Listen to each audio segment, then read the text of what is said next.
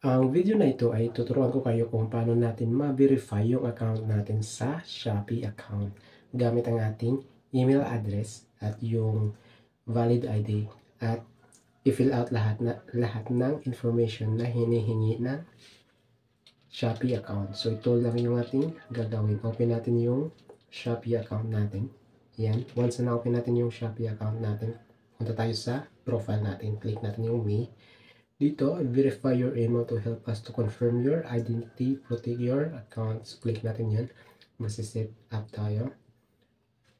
Dito ay, so hintayin natin na mag-load kasi nag-loading pa. Dito ay ilagay natin yung email address natin.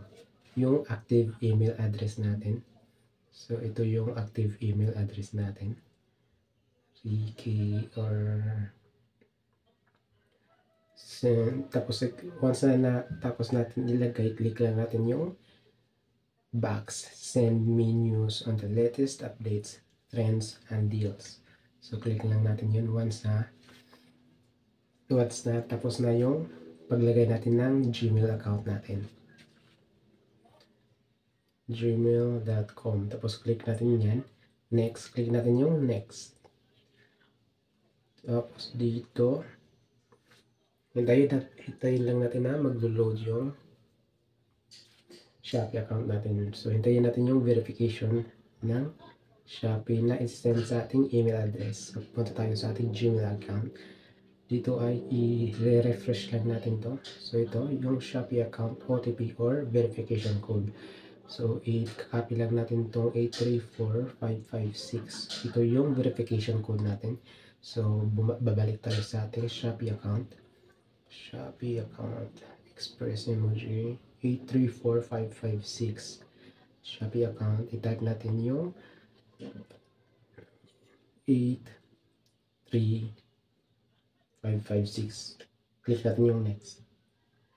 Updated successfully, ibig sabihin nun is na-update na yung ating email address. Tapos dito naman is yung information natin, yung name, gender, birthday, i-type natin dito. So, ito is, this phone number is already registered with Shopee. So, invalid account or passwords, yes, login. Click natin yung yes, login. Or, i-cancel natin kasi naka-register na tayo sa ating numbers account. So, i-cancel lang natin to. Yan.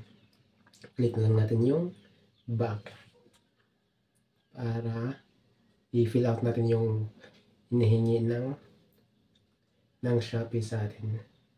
Invalid account or password. So, click natin yung back.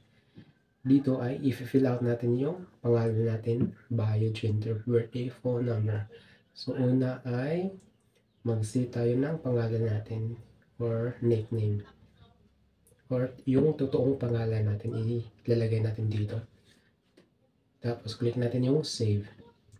Dito naman is yung bio, kung ano yung ilalagay ninyo. Yung motivational. Tapos dito is gender. Click natin yung male. Tapos dito is yung birth date natin. Ilalagay natin yung birth date. Okay. 30. Tapos dito is August 1994. Click natin yung, hanapin natin yung 1994. Okay, lumagpas 1996. Yan, 1994. Tapos, yung picture natin, dapat allow lang natin. Lagyan natin ng picture, allow. So, maghanap tayo ng bagong picture natin. So, ito yung gusto kong ilagay na picture. Tapos, click lang natin yung check sa taas.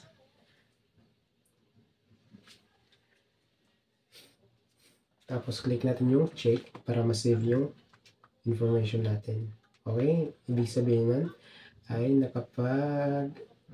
na-verify na yung ating account dito sa ating Shopee account. So, kailangan pa natin ulit na mag-fill out ng information about sa ating ID para ma-verify ulit yung ating kung paano tayo mag-cash in at mag-cash out. Kailangan ng valid ID. So, ganun lang kung paano ma-verify yung account natin dito sa ating Shopee account.